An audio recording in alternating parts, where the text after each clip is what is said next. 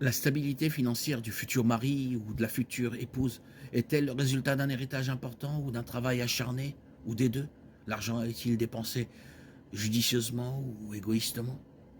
Le manque de stabilité financière est-il dû à des tragédies imprévues ou est-ce un signe de paresse, de bêtise ou de désorganisation?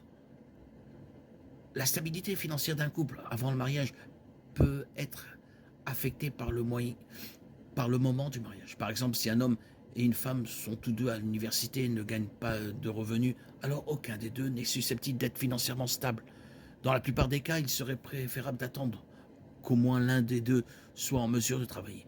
Vivre d'amour est une idée romantique, mais peu pratique. De plus, si l'un des deux ou les deux ont des dettes importantes, il peut être judicieux de retarder le mariage pour avoir le temps de se concentrer sur l'amélioration de la situation financière au préalable. Bien entendu, la stabilité financière n'est pas la considération la plus importante dans le mariage, et une vie financière stable n'est pas toujours possible pour un couple.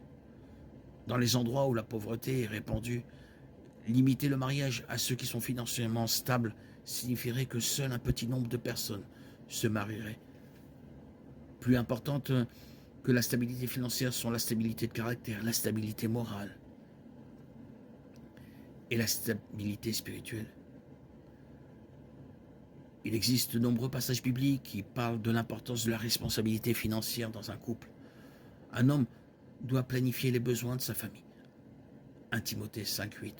Et sa stabilité financière avant le mariage peut être une indication de sa capacité à subvenir aux besoins après le mariage. Il est sage pour un homme de maintenir une certaine stabilité financière avant le mariage. Et il est sage pour une femme de rechercher un modèle de stabilité financière chez un homme. Et bien sûr, vice-versa.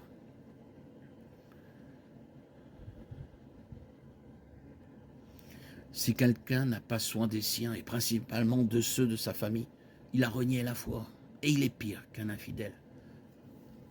1 Timothée 5,8.